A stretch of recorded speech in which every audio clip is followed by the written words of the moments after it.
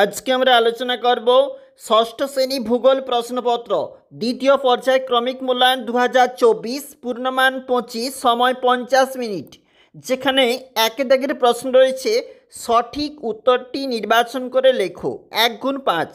দেখো, জেট বিমানগুলি নির্বিঘ্নে চলাচল করে কোনটাতে হবে? স্ট্র্যাটোস্ফিয়ারে, অর্থাৎ অপশন নাম্বার বি হবে রাইট অ্যান্সার। আন্টার্কটিকা মহাদেশের সর্বোচ্চ শৃঙ্গ সেটি কোনটি? Vinson Massif. 3 দাগের প্রশ্ন রয়েছে প্রতি 1000 মিটার উচ্চতা বৃদ্ধিতে তাপমাত্রা কতটা হ্রাস পায়?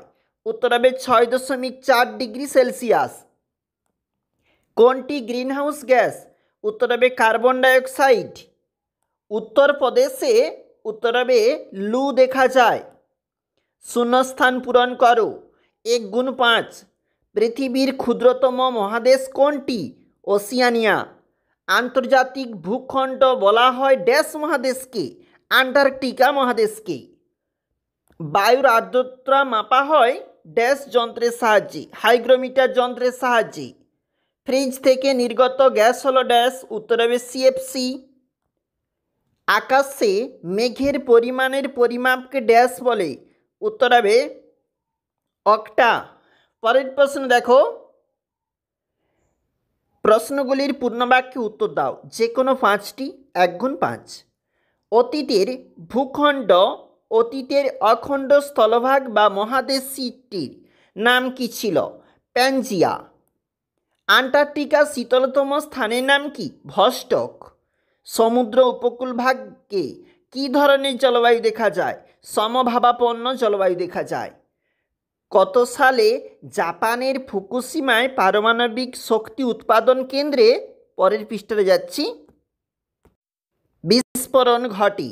উত্তর 2011, 11 মার্চ। কোন যন্ত্রের সাহায্যে বায়ুর গতিবেগ পরিমাপ করা হয়? অ্যানিমোমিটার যন্ত্রের সাহায্যে। আন্টার্কটিকার সমুদ্রে চিংড়ি জাতীয় প্রাণীটির নাম কি? উত্তর হবে ক্রিল।